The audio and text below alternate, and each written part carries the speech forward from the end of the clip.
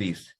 Hoy tengo el agrado de presentar al doctor Reini Lázaro Vega, quien es abogado por la Universidad Nacional Jorge Basadre de Groman, es egresado de la maestría de Derecho Civil y Comercial por la Universidad Nacional Jorge Basadre de Groman, es especialista en Derecho Procesal por la Pontificia Universidad Católica del Perú, es especialista en Derecho Patrimonial y además es socio principal del estudio Lázaro y Ruiz Abogados. A continuación, doctor, le doy el pase para que pueda disertar su ponencia y el tiempo, doctor, es todo suyo.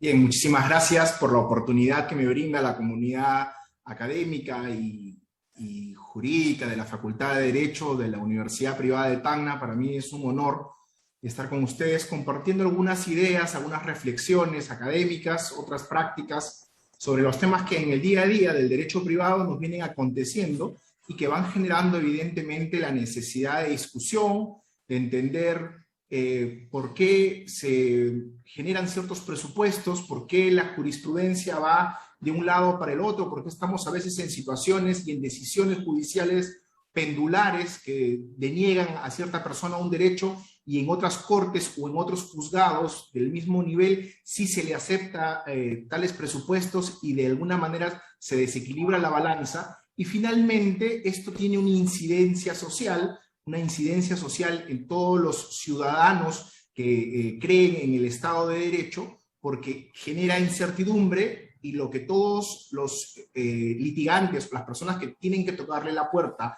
al órgano jurisdiccional para pedir tutela jurisdiccional efectiva, es en realidad entrar por esa puerta y entender que van a haber materializado su derecho con predictibilidad. Significa que van a haber algunos supuestos fácticos regulados en las normas que van a traer consecuencias jurídicas. Y esas consecuencias jurídicas son las que establecen la normativa, las normas positivas que regulan nuestro sistema de derecho privado, nuestro sistema de derecho civil. Y entonces, lo que el día a día de los abogados que estamos en ejercicio y de los profesores que analizan la jurisprudencia que emiten los órganos judiciales es entender cuáles son las razones necesarias para poder ir uniformizando criterios y darle cada día al Poder Judicial una predictibilidad. Este factor o este adjetivo predecible implica de que en determinados supuestos yo tenga la certeza de que si me encuadro o si cumplo con acreditar, comprobarle al órgano jurisdiccional determinado supuesto, voy a tener una consecuencia jurídica predecible que me beneficia. De tal manera que yo voy a optar por realizar todos los elementos y los efectos potestativos que me otorga la norma para cumplir con ese supuesto o inhibirme de ese accionar para que no se genere la consecuencia jurídica, dependiendo del interés que yo pretenda llevar al órgano jurisdiccional.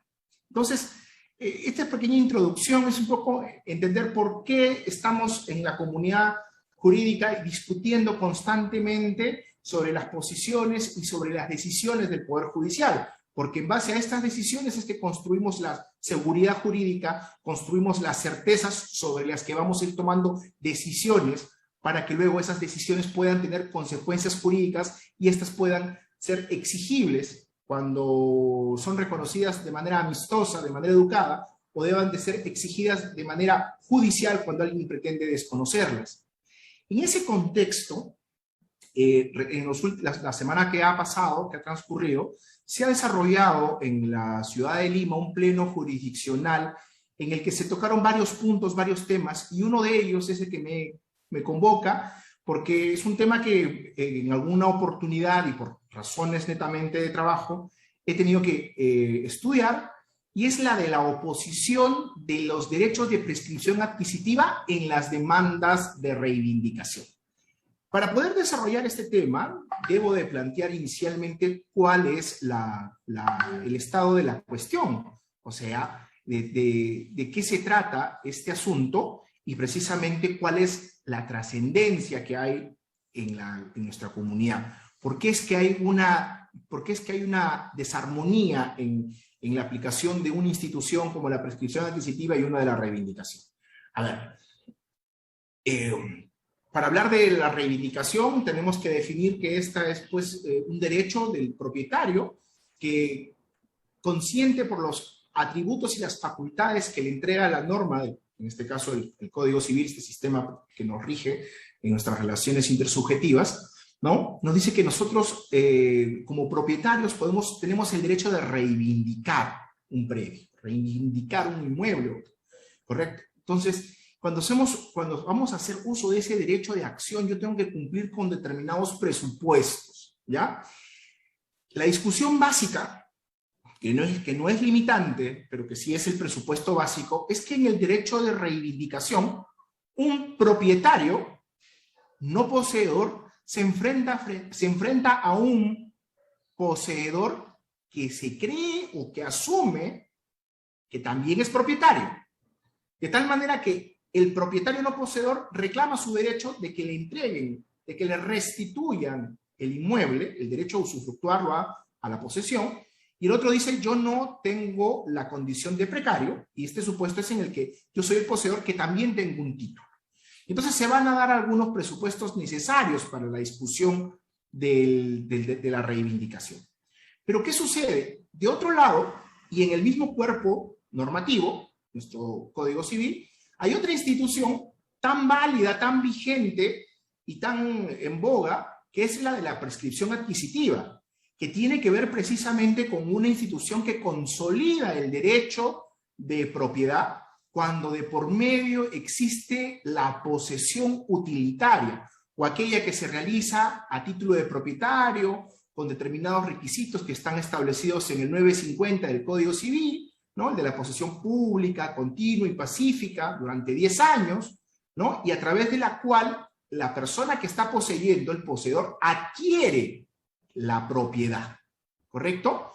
Se denomina la prescripción adquisitiva, desde el punto de vista del concepto, como una forma originaria y se distingue de su oponente, de su otro oponente, que es los modos de adquirir transmisivos, porque aquí A no le da B, ni B no le da C, sino que simplemente esta persona irrumpe en el escenario de la propiedad y por efecto de la norma, por efecto de este artículo 950 del Código Civil y de otros conexos también en nuestra normativa, dice, yo me he comportado como propietario, necesito, en atención a la teoría de la función social de la propiedad, de la teoría de la función social que cumplen los inmuebles en la economía, necesito que me declaren propietario. Bien, entonces, ¿qué es lo que ocurre? Que usualmente en la reivindicación, un propietario que tiene un derecho dice, voy a reivindicar mi propiedad frente a esta persona que es un poseedor. Pero yo sé que esta persona tiene un derecho que le hace pensar que es propietario. Y yo lo voy a traer a juicio para evidenciar que su título es nulo, que su título es ineficaz, o traeré a decir que su título es fraudulento, ya no por el vicio por un vicio negocial, y eso va a ser declarado en el proceso, y va a haber un íter dentro de este proceso, donde además de la discusión sobre el uso, en virtud de la propiedad, que también se va a discutir el derecho de propiedad, este acto de titulación. Normalmente, cuando hablamos del mejor derecho de propiedad y buscamos en nuestro Código Procesal Civil, en nuestro Código Civil, no encontramos propiamente una descripción del mejor derecho de propiedad.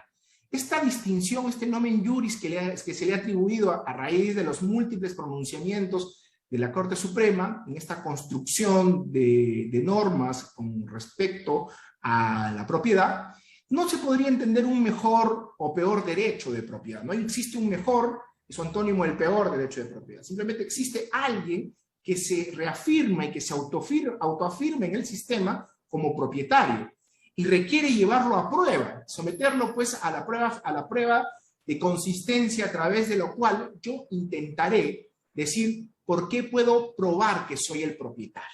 Y lo haré en atención al título que tenga o a la cadena de titulación, porque hay que distinguir estas dos circunstancias. El título que me acredita a mí como propietario, que puede tener un contenido legal, un título legal o un título negocial, o simplemente la cadena de titulación a través de la cual yo considero que tengo la posición habilitante para ser luego declarado propietario. Y eso es lo que se va a discutir en un mejor derecho de propiedad, ¿correcto? Pues bien, este es un poco, vamos desmenuzando el tema, y el estado de la cuestión es que los jueces, de manera dual, decían, en los procesos de reivindicación, donde viene este propietario a reclamarle a este poseedor que se cree también propietario, hay que exigirle que venga con una sentencia ya declarada de prescripción. Es decir, no basta con que en el proceso, en el momento en el que debe de contradecir las alegaciones del demandante que pretende la prescripción y que debe de probar el presupuesto de ser un propietario, ¿no? No basta con que alegue que ha cumplido con los requisitos del 950 del Código Civil, sino que además debe de venir con una formalidad adherida, y esa formalidad es que ya ese derecho venga reconocido en otro proceso judicial. Ese proceso judicial es el de la prescripción adquisitiva. Y el otro, evidentemente, por antonomasia, la otra parte de la judicatura consideraba que sí se puede discutir en un proceso de reivindicación, o se puede admitir una discusión por efectos de oponer la prescripción adquisitiva del derecho del poseedor, que dice, señor, de repente yo compré mal con título ilegítimo, o tengo un título, tengo una posesión de mala fe, pero por transcurso del tiempo me he comportado como propietario, y simplemente tú tienes que reconocer aquí que quien me está demandando, o sea, quien incoa la pretensión, quien es el titular del derecho a discusión, no termina de convencer con su derecho de propiedad. Esto me lleva a establecer algunos conceptos previos para poder entender la discusión, que pudiera tener contenidos procesales, que pudieran minimizar, pero que hay que darle una mirada tanto procesal como una mirada también civil, sustantiva de los hechos, para poder acreditar en qué presupuestos estoy yo y qué presupuestos debo de acreditarle legítimamente a un juez para que reconozca mi derecho de propiedad en el marco de este proceso de reivindicación. Lo primero es que hay que entender que la propiedad siempre va a poder estar representada como esta mano que estoy levantando, ¿no? La propiedad va de un lado y la posesión va del otro lado, ¿no? Algunas veces coincide que hay un sujeto activo que tiene propiedad y posesión, y otras muchas veces donde hay personas que solamente tienen posesión y no tienen propiedad. Y entonces hay una discusión, o mejor dicho, hay una descripción de cada una de estas dos manos en la que podemos definir qué es la propiedad y qué es la posesión. La posesión es la forma de usufructuar, la forma de manifestarse y de tener los mismos elementos de un propietario. Sin embargo, el derecho de propiedad va más allá. El derecho de propiedad es un reconocimiento. Es un reconocimiento que hace la sociedad a una autoafirmación.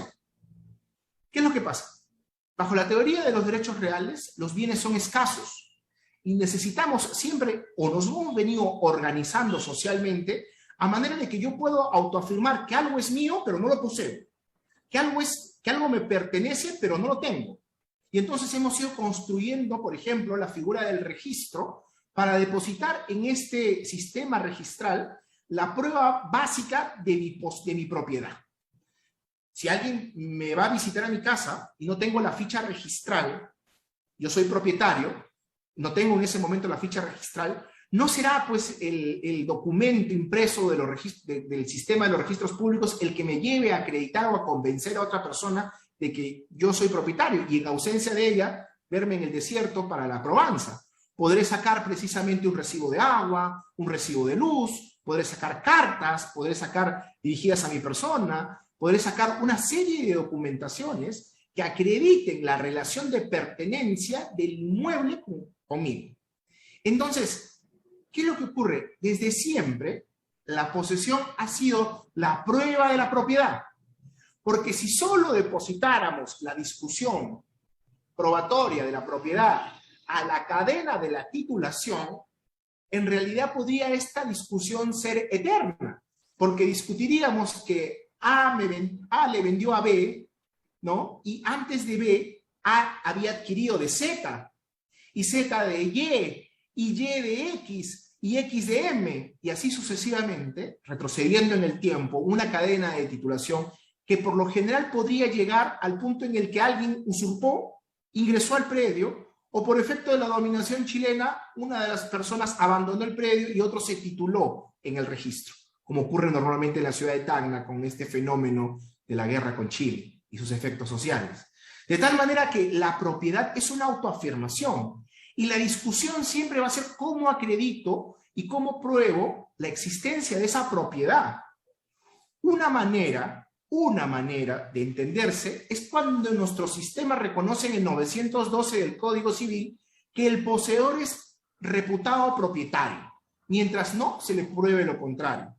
Y esta presunción no se puede oponer, y obviamente, y aquí hay una excepción, que no, esa presunción, la de que el poseedor es reputado propietario, no la puede oponer obviamente el poseedor inmediato al mediato, porque de por medio pues hay una vinculación, ¿no? O sea, el poseedor inmediato es aquel que es el poseedor que ha recibido de otra persona la posesión, entonces no significa que él pueda reputarse propietario, por el contrario, él ha reconocido a otra persona el derecho a poseer ese inmueble y probablemente tenga una coincidencia con el derecho de propiedad.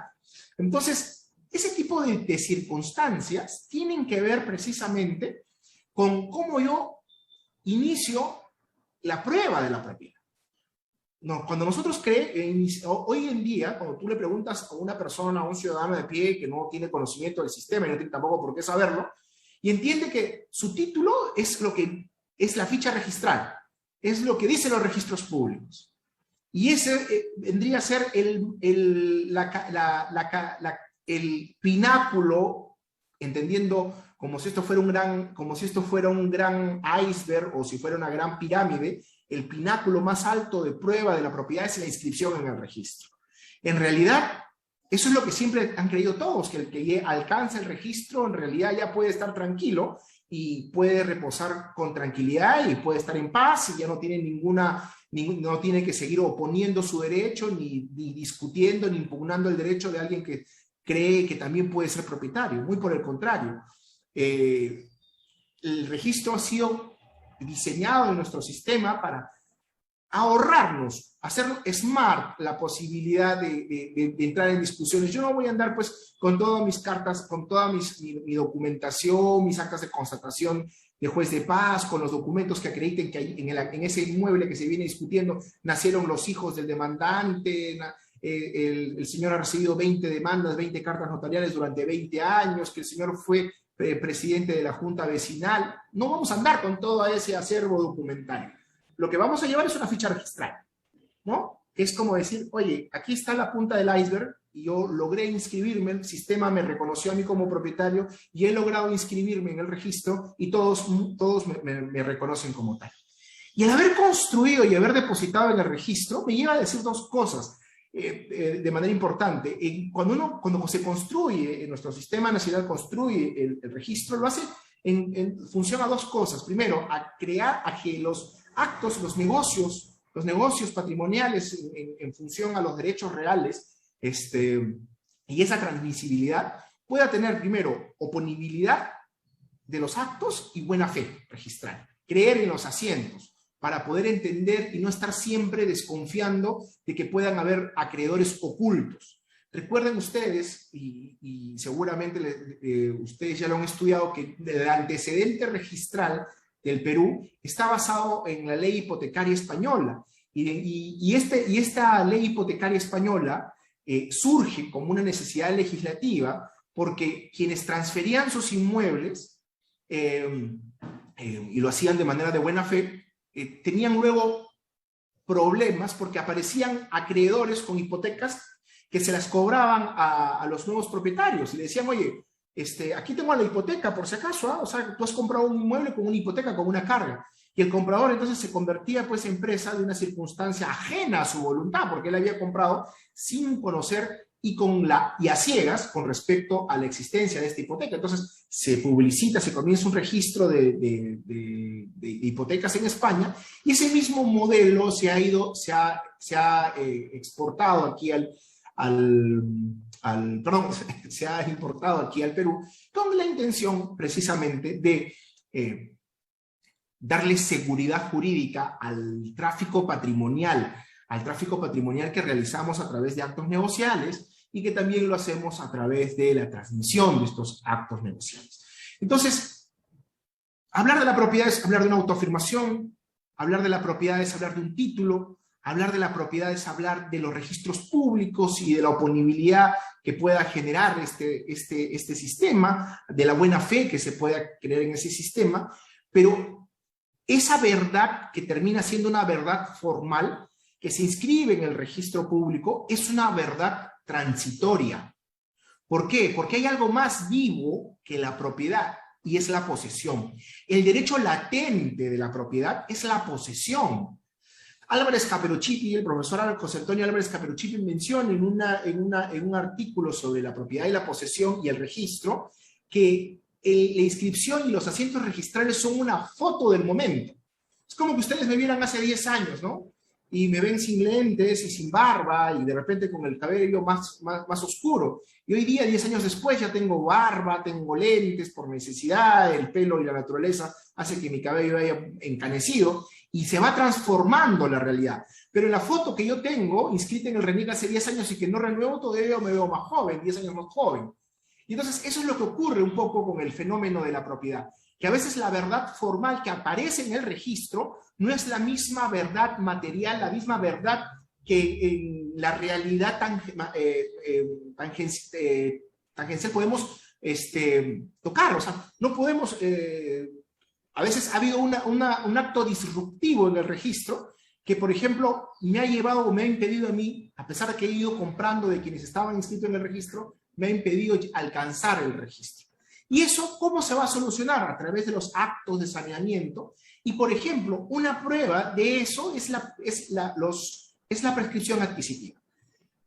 La prescripción adquisitiva es la mayor prueba de propiedad, porque en ella, decía el profesor Jorge Avendaño, que una persona adquiere 2 veces en la vida, cuando compra y a los 10 años, porque adquiere ya no solamente por el título, sino también por los efectos de la prescripción del código que nos establece nuestra normativa civil. O sea, 2 momentos, ¿no? Cuando yo adquiero por acto traslativo y finalmente por los mismos efectos después de 10 años por prescripción. Y la prescripción es, pues, la prueba final en la que yo puedo demostrar que soy o no propietario y que me he venido comportando como tal. Aunque yo sea un invasor que si cumple con la posesión útil y el plazo prescriptorio de los 10 años, puede luego su derecho, por efecto de la norma, ser opuesto frente a terceros. Porque puede ser que haya personas que no hayan actualizado el derecho de propiedad en el registro y ese derecho vivo, que es el que genera transferencias de mano en mano a través de diferentes títulos o a través de diferentes causales, llámese dación en pago, compra-venta, ¿no? Entonces, ¿qué ocurre? Que muchas veces se desactualiza el registro. Y entonces es el derecho el de la prescripción adquisitiva el que va a venir a consolidar esa posesión y a determinar quién es el verdadero propietario. Y de alguna manera, el artículo 952 nos da una idea clara de lo que vengo sosteniendo. Dice, quien adquiere un bien por prescripción puede entablar juicio para que se le declare propietario. Sobre una interpretación literal, dice, quien adquiere un bien por prescripción, o sea, puede entablar, o sea, le da la posibilidad, no dice quien adquiere por prescripción deberá, no, dice puede, es un acto facultativo de la norma, ¿no? Puede entablar un juicio para que se le declare propietario, pero ya adquirió su derecho de propiedad por efecto de la normativa. Y el 968 del Código Civil, haciendo una interpretación sistemática de este tema, dice que la propiedad se extingue por la adquisición del bien por otra persona. No dice por la transmisión del bien a otra persona, donde yo voluntariamente le extiendo la transferencia a esta otra persona. No, dice cuando otra persona adquiere el bien. O sea, no es la única forma de adquirir los bienes la transmisión, el acto traslativo, sino también puede ser por efecto de la norma. Y entonces, ¿por qué decimos que es importante entender la prescripción como una prueba de la propiedad? Porque si la posesión es la muestra fundamental y hemos venido construyendo la idea de una posesión útil comportándote como propietario, ¿no? Y no reconociéndole ese derecho a nadie, suena coherente que ese derecho pueda consolidar posiciones patológicas de la adquisición del inmueble.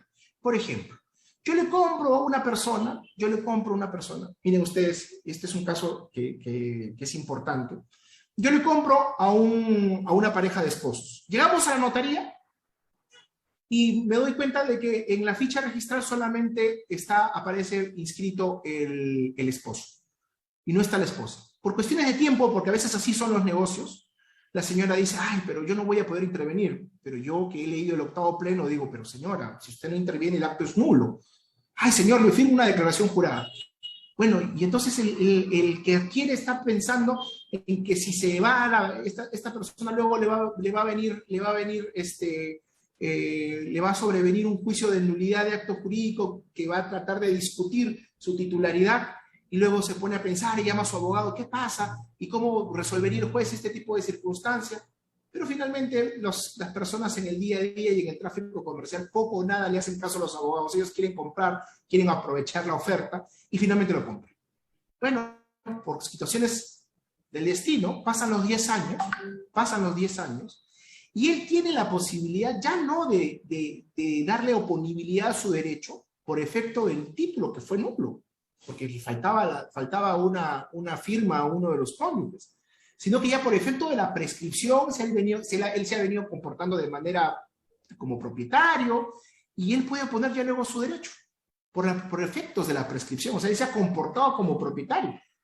Y entonces esas circunstancias son las que le ayudan al poseedor a consolidar su posesión. Es un clásico defecto, una patología que tiene la persona que adquiere y que luego se va a tener que consolidar en el tiempo, porque no puede vivir intensamente en la incertidumbre, ¿no? De saber que si algún día volverá o no volverá ese cónyuge o los hijos del cónyuge a reclamarle el derecho que no firmó la madre, ¿no? Y él va a tener que sacar su declaración jurada como un juego, ¿no? O como en el caso de Moquegua, que intentaban probar de que la señora por teléfono había dado su consentimiento para la transferencia. Entonces, la posesión siempre es una forma de probar, y la prescripción, el efecto de que nadie te haya reclamado ni que nadie te haya controvertido, y por eso es que la posesión deberá ser pacífica, nadie te haya controvertido tu derecho, te da o te permite la posibilidad de que puedas luego sanear cualquier circunstancia.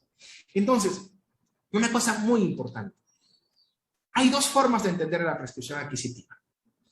La forma como modo de adquirir, que está establecida en el 950 del Código Civil, y la otra forma, que es la del modo de defensa que te da la prescripción adquisitiva para darle solidez a tu posición como poseedor, ¿no? Como propietario, que es el del 927 del Código Civil, que establece concretamente, ¿no? Que en los procesos, que la reivindicación no procederá contra quien ha prescrito el inmueble, o sea, contra el poseedor que ya está, contra el poseedor prescribiente.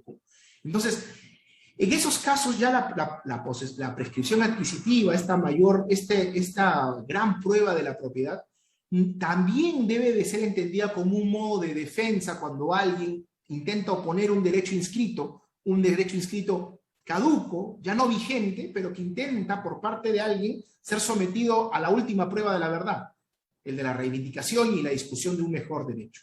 Entonces, la discusión básicamente era entender por qué necesitamos de una declaración previa para que el juez en ese íter no tenga que rechazar la demanda de prescripción y admitir solamente la de reivindicación, donde el único actor va a ser el título del propietario, el título del que aparece inscrito en el registro. Ese va a ser en realidad el único actor de la escena. Y entonces la teoría del derecho procesal permite decir, por el principio de celeridad, de economía, de socialización del proceso, por el principio de la verdad material, y de que el proceso lo que aspira es a conocer la verdad de los hechos siempre y cuando las partes se lo aporten, es que el demandado dice, oye, un momentito, no estoy inscrito en el registro, pero acá está mi derecho, mira, latente. Yo tenía este título por el cual ingresé, o no tenía título, pero han pasado 10 años y yo me he convertido en propietario. Consolidé mi posesión y yo me convertí en propietario. No lo he llevado todavía al Poder Judicial, pero tú puedes verificarlo, señor juez. Y aquí están, mira, mi autoavalúo, mis actas de posesión, aquí nacieron mis hijos, mira, tengo muchas documentaciones que acreditan que yo sobre este inmueble he tenido posesión. Y no tengo juicios, nadie me reclamó durante este tiempo. Y este tipo de circunstancias son importantes. ¿Importantes por qué? No porque la prescripción deba de ser un premio para el invasor, o no porque la prescripción deba de ser entendida como el castigo al propietario negligente, sino para de alguna manera entender que el gran problema que tenemos en el Perú es que nuestro sistema registral aún es deficiente, aún no está al 100% fiable, como sí ocurre en otras latitudes como Alemania, donde además de tener efectos declarativos, el registro también tiene un efecto constitutivo, ¿no?, de derechos. ¿Qué quiero decir con esto? Muchas veces tenemos problemas con el registro. Me refiero, por ejemplo, a la duplicidad de partidas o a las famosas superposiciones gráficas del registro.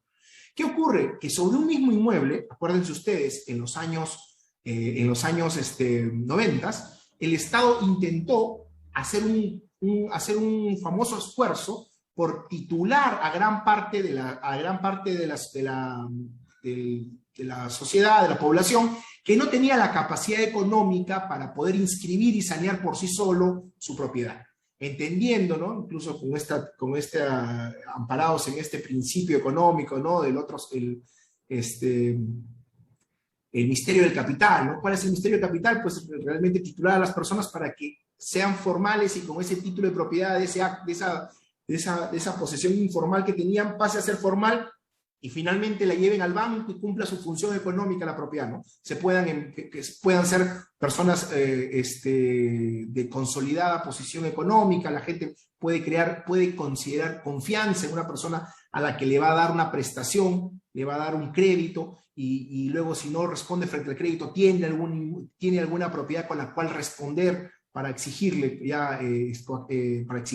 el cumplimiento de la prestación, ¿no?, o de los daños. Entonces, este esfuerzo que hizo el Estado de titular generó pues muchos problemas, porque hay titulaciones y hay partidas registrales que datan de 1920, de 1930, y sobre esas se han superpuesto otras titulaciones más recientes.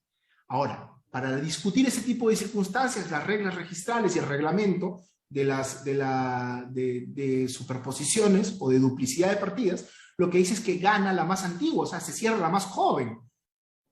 Pero esa misma regla que da el registro deberá ser aplicada en el Poder Judicial en un juicio de mejor derecho de propiedad. Por supuesto que no. Porque ¿cómo puede ser posible que yo he estado allí en ese predio durante más de 60 años y voy a perder mi condición de propiedad solamente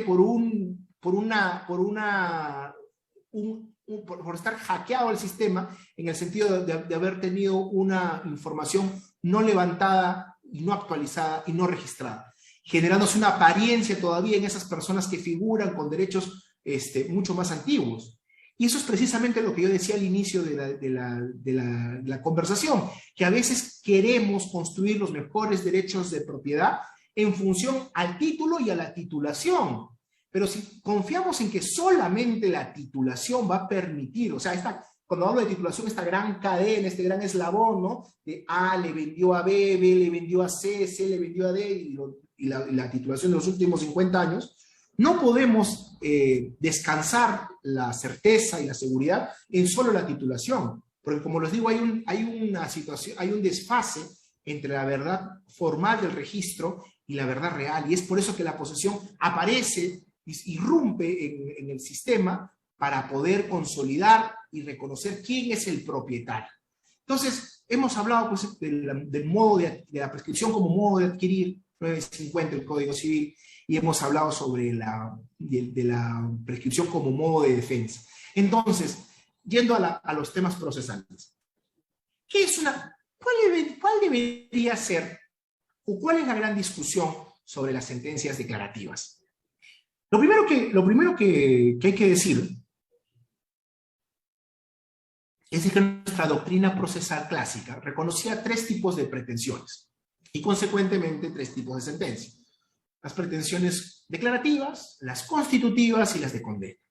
Nuestra moderna doctrina procesal, a las 3 ya mencionadas, le ha añadido las pretensiones o declaraciones de tutela cautelar y la de tutela ejecutiva, ¿no? Las pretensiones de ejecución. A las 3 se les ha añadido estas por fines prácticos y para que podamos entender precisamente cómo funcionan también los efectos de las sentencias.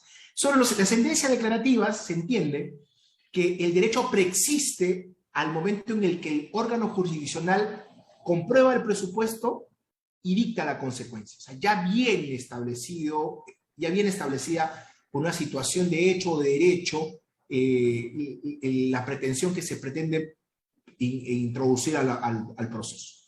Por ejemplo, un reconocimiento de paternidad. ¿La sentencia del reconocimiento de paternidad es declarativa o es constitutiva? Es declarativa porque el vínculo consanguíneo o el vínculo de familiaridad no nace con la sentencia, aparece mucho antes por la vinculación consanguínea. Entonces es el acto de la sentencia o del acto del acto de la sentencia el que declara que ya existía ese derecho. No así, por ejemplo, y siguiendo en esa misma línea y hablando de las sentencias constitutivas, aquella sentencia constitutiva que dice que modifica o extingue situaciones de hecho o de derecho y que modifica o cambia una situación de desventaja sobre un interés. Por ejemplo, en el de impugnación de la paternidad. En el de la impugnación de paternidad ya hay una vinculación entre las partes con vínculo consanguíneo, y aquella que dice, oye, tú no eres mi hijo, voy a impugnar la paternidad, ya sea porque nació de una presunción dentro del matrimonio o porque fui engañado para reconocerte. Entonces, esa sentencia que yo le busco al órgano, que le pido al órgano jurisdiccional, va a tener efectos constitutivos porque modifica esta relación, ¿correcto? Entonces, con el tema centrando y el tema de las sentencias de condena, que yo le exijo al Poder Judicial que le ordene que una de las partes que se está eximiendo o se está apartando del cumplimiento de una prestación, lo condeno a que cumpla con su prestación, ¿correcto? Entonces, yo en ese sentido, ¿qué es una declaración? ¿Qué es para la prescripción adquisitiva lo idóneo? Es una sentencia declarativa, porque la ley dice, ya, pasaron 10 años, ya, solito, ya te has ganado el derecho de la prescripción adquisitiva. Por prescripción has adquirido, ¿no? Que es distinto un poco a la idea de la prescripción extintiva, que yo puedo rechazar o no.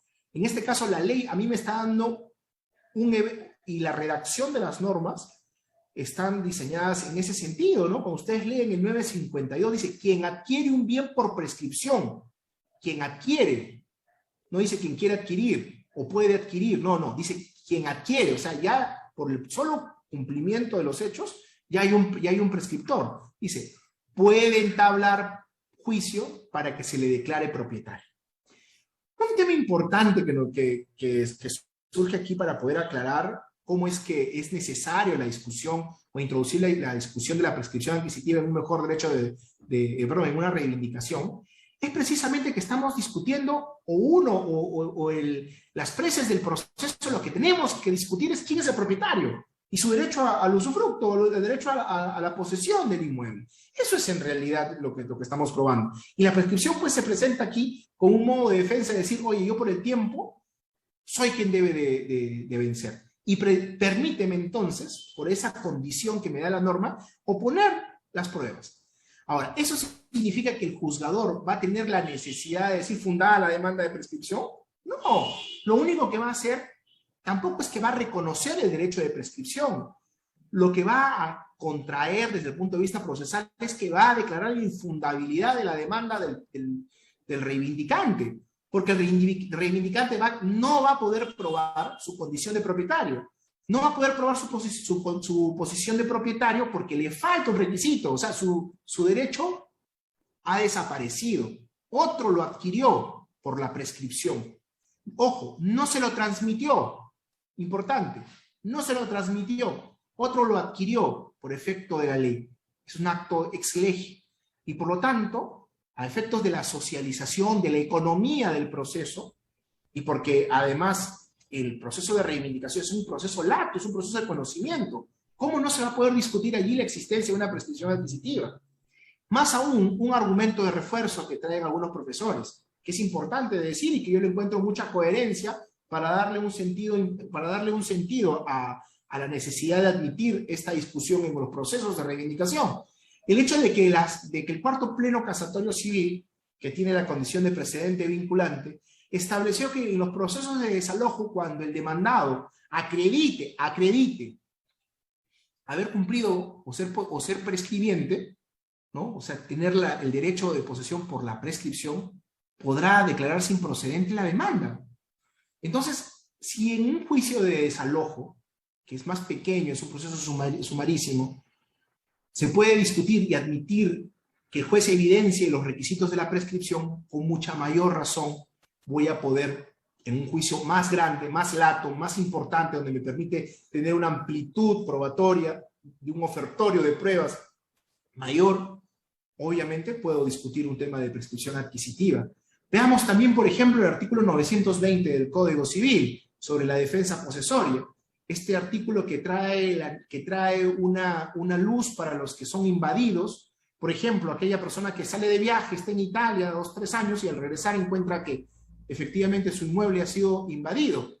Tiene un íter pequeño de 15 días para poder ingresar por la fuerza y recuperar el inmueble. Y este paquete de normas se dio en un contexto donde se quería impulsar, reactivar la economía, porque se entiende de que una persona que ha sido usurpada va a tener que ir a un proceso judicial, ya sea de desalojo o de reivindicación, y eso implica puede que haya gastos de abogado, gastos de tasas, tiempo por la carga procesal. Entonces, para esa situación se creó el 920. Pero, ¿qué decía el 900 o qué dice actualmente el 920? En su segundo párrafo dice: en ningún caso procede la defensa posesoria si el poseedor precario ha usufructuado el bien como propietario por 10 años. Entonces, o sea, no habla de prescribiente, pero es lo mismo que decir tiene cola, tiene orejas, su onomatopeya dice wow, no es un gato definitivamente, ¿no? O sea, nos está diciendo el 920 que no procede contra la persona que tiene ya derechos de prescripción. Entonces, es importante entender cómo el sistema nuestro sistema de derecho privado va reconociendo a la prescripción como una prueba de la propiedad. Y qué pertinente y coherente en un proceso como el de la reivindicación, discutir pues la propiedad en atención a la posesión. Excesivo formalismo, podrían llamarle algunos, el hecho de que se quiera reducir o que quiera excluirse de la discusión del derecho de la prescripción dentro de una reivindicación. Anda primero otra vía y después vienes conmigo. No, no es necesario. O sea, simplemente va a terminar de apreciar el juez que quien está oponiendo el derecho de propiedad, ese derecho de propiedad ya no está vivo, dejó de tener efectos y hay otro derecho que se ha sobrepuesto a ese derecho y que el juez tiene que evidenciarlo, porque eso es precisamente la prescripción, una forma de reconocimiento de la propiedad en atención a que existe un desfaz en el registro público. Un poco para ir cerrando ya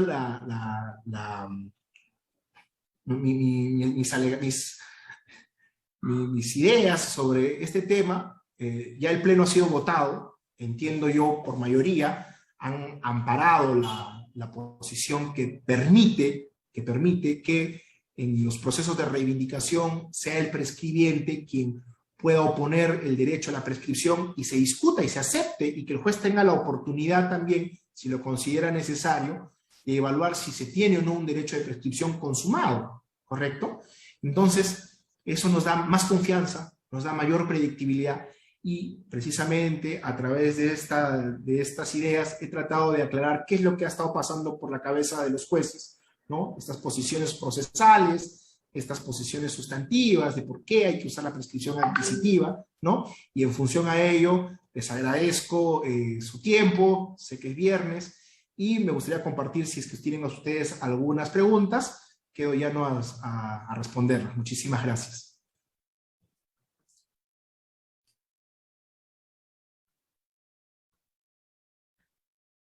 Doctor Reddy Lázaro Vega, el Círculo de Estudios e Investigación Veritas et Vis está muy agradecido por su presentación sobre la oposición del derecho de prescripción adquisitiva en las demandas de reivindicación de inmueble. Si bien nos hizo llegar al público una pregunta sobre qué quiere decir la última parte del artículo 504 sobre el proceso solo se impulsará a pedido de parte. Es decir, que el juez no lo impulsará a oficio. ¿Cómo es esto en la práctica, doctor?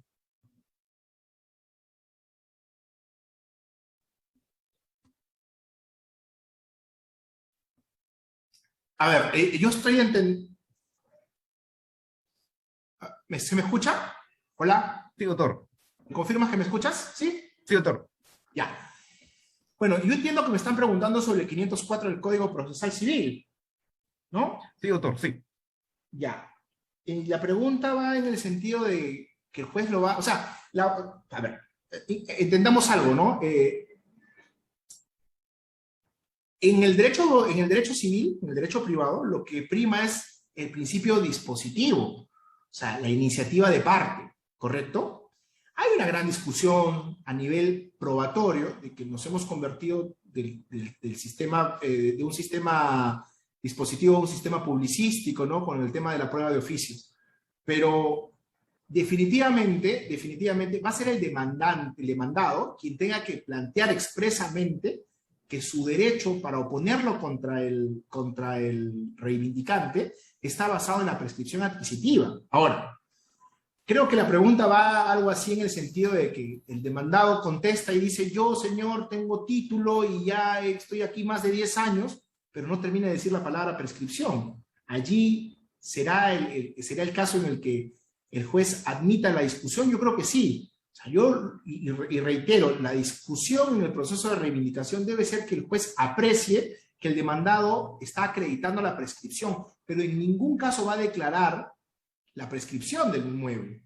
Va a declarar la infundabilidad del derecho del demandante. Va a decir, señor demandante, el título que me has traído ya no tiene vigencia. Aquí hay un señor que por efecto de la prescripción no declarada, ya te ganó, ¿no? Eso es un poco el tema, ¿no?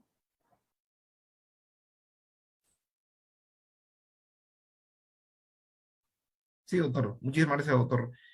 Doctor, esperamos contar con usted para una próxima oportunidad y le damos muchas gracias a parte del Círculo de Estudios de Investigación Veritas et Vis. Y esperamos contar con usted para una próxima actividad y podamos enriquecernos más con temas de derecho civil. Muchas gracias, doctor. A ustedes por la oportunidad y un gran saludo para todos los miembros de la comunidad. De verdad que es grato entender que se están generando en la ciudad de Tacna estos espacios de diálogo donde profesores locales, profesores de todo el Perú, aprovechando precisamente esta oleada de la virtualidad, permiten que cada vez las personas ingresemos al debate y que cada vez estos temas sean más masivos y haya mayor publicidad. Les agradezco de todo corazón y desde luego quedo ya en cualquiera de las oportunidades en las que pueda participar. Hasta pronto, muchas gracias. Hasta pronto, doctor.